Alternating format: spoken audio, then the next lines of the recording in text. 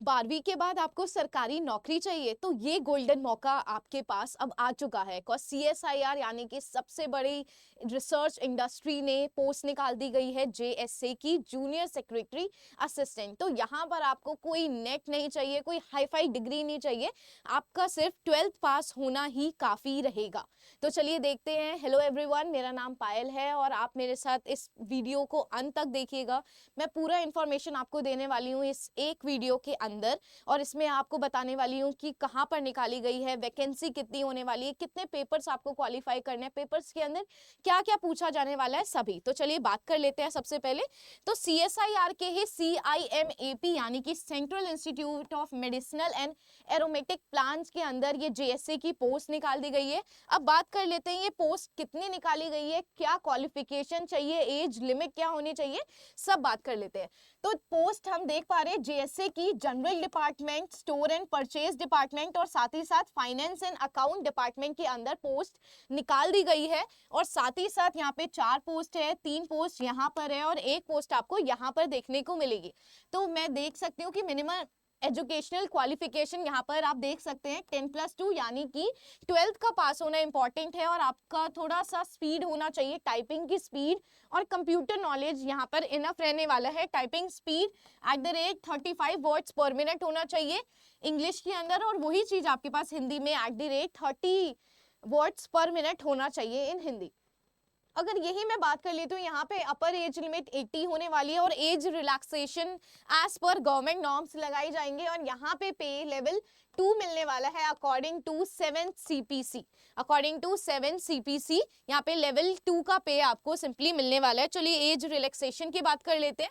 तो SC ST को age relaxation 5 साल की मिलने वाली है, OBC को 3 इयर्स की, अगर PWBD से कोई रिलेशन रखता है तो वहां पर 10 इयर्स यानी कि 13 इयर्स फॉर OBC और 15 इयर्स फॉर SC के लिए निकाली गई है। और साथ ही साथ एक्स सर्विसमैन, विडो या फिर डाइवोर्स वुमेन के लिए एज पर गवर्नमेंट रूल्स के अकॉर्डिंग रिलैक्सेशन दिया जाने वाला है। चलिए अब बात कर लेते हैं कि सिलेक्शन प्रोसेस कैसे होने वाला है, आप पढ़ाई क्या करने वाले, किस चीज की आपको पढ़ाई करनी है। चलिए सिलेक्शन प्रोसेस देख लेते हैं।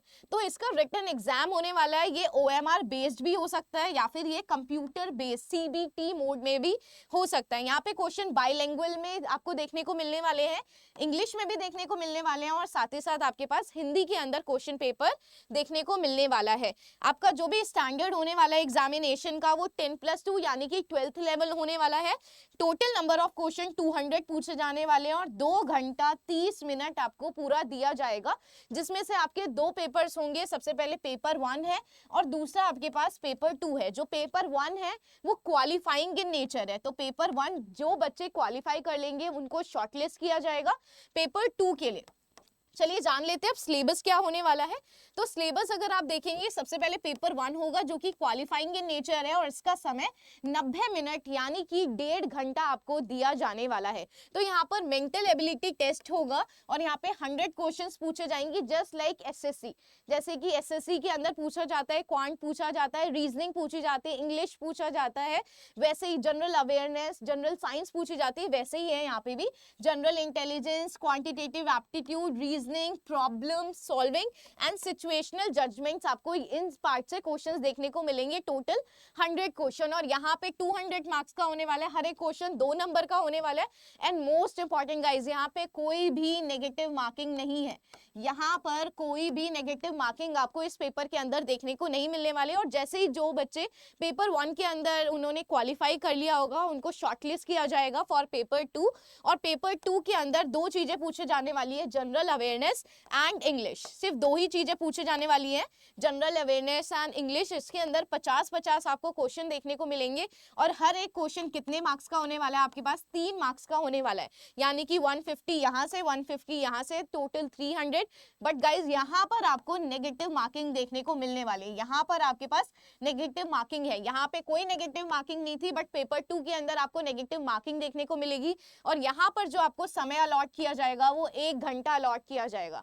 यहाँ पे जो समय दिया जाएगा वो 1 घंटा दिया जाएगा, यानी कि आप टोटल अगर हम समय देखेंगे 1.5 घंटा यहाँ पे, 1 घंटा यहाँ पे, यानी कि 2 घंटा 30 मिनट का टोटल पेपर का ड्यूरेशन दिया गया है।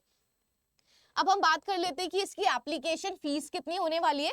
तो जनरल कैंडिडेट्स के लिए इसकी फीस 500 रुपीज़ है, और SC ST PWBD ex serviceman और CSIR एम्प्लॉयज़ के लिए ये वाली जो फीस है वो टोटली एग्जेम्प्टेड है, टोटली एग्जेम्प्टेड है। तो आपको कोई चालान के थ्रू नहीं करना, ये टोटली आपके पास ऑनलाइन पेमेंट होने वाली है। अगर मैं बात करती हूँ आप इसका फॉर्म फिल कैसे करने वाले हैं, तो सिंपली आप CIMP की वेबसाइट पे जाके अपना लॉगिन ID पासवर्ड वगैरह पोर्टल रजिस्टर कर लीजिए, और अपनी जो भी स्कैन फोटोग्राफ है, सिग्नेचर है, वो सब कुछ क्या कर लेंगे आप फिल कर देंगे, उसको अपलोड कर देंगे। और साथ ही साथ अपना प्रिंट आउट निकालना ना भूले, साथ ही साथ प्रिंट आउट निकालना ना भूले, और उस प्रिंट आउट पे आपको सिग्नेचर करना इंपॉर्टेंट है, बिकॉज ये सारी कॉपी आपको कहाँ भेजनी है, आगे CIMAP की जो वेबसाइट है वहां पर आप सिंपली उसको भेजने वाले हैं। तो जितना भी आपके पास डॉक्यूमेंट्स है, जितने भी टेस्टिमोनियल्स है, आपके 10th के सर्टिफिकेट, 12th के सर्टिफिकेट्स, तो ये सारा कुछ आपको कहाँ पे भेजना पड़ेगा, CIMAP के दफ्तर में आपको ये भेजना पड़ेगा। और आप देख सकते हैं कि आप कहाँ पर भेजने वाले हैं, controller of administration CSIR CIMAP और पोस्ट ऑफिस का ये पूरा एड्रेस जो कि लखनऊ के अंदर है। और जो हार्ड कॉपी आपको कब तक शेयर कर देनी है, बाय 16 जून आपको भेज देना है, बाय 16 जून। तो एक बार आप डेट्स देख लेते हैं, डेट्स क्या होने वाली है। तो 9 मई से ये जो फॉर्म है ऑफिशियल नोटिफिकेशन आ चुका है, और साथ ही साथ उसी तारीख से 10 बजे सुबह से इसका पोर्टल भी ओपन हो गया, आप सिंपली जाके ऑनलाइन अपना फॉर्म भी भर सकते हैं। और इसकी लास्ट डेट होने वाली है 31 मई 11:59 पे ये पोर्टल बंद हो जाएगा। और लास्ट डेट आपके सबमिशन की है, जो भी टेस्टिमोनियल्स है आपके पास, 10th के सर्टिफिकेट्स, 12th के सर्टिफिकेट्स, और जो भी आपने फॉर्म भरा है उसका प्रिंट आउट निकालने पर हर एक को सेल्फ अटेस्ट करना बहुत इंपॉर्टेंट है। अगर आपने सेल्फ अटेस्ट नहीं किया तो आपका जो फॉर्म है वो टोटली रिजेक्ट कर दिया जाएगा। तो इनको सेल्फ अटेस्ट करना बहुत ज़्यादा इंपॉर्टेंट है। और कब तक आप भेज सकते हैं, आपके पास 16 जून का समय है, तो आप जाके फॉर्म भर लीजिए। और कोई भी दिक्कत आती है तो मुझे कमेंट सेक्शन में पिन करिए और बताइए।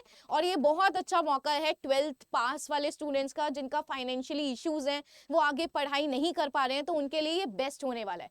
तो चलिए हम मिलते हैं अगली वीडियो में, तो लाइक शेयर सब्सक्राइब कीजिएगा। Thank you so much.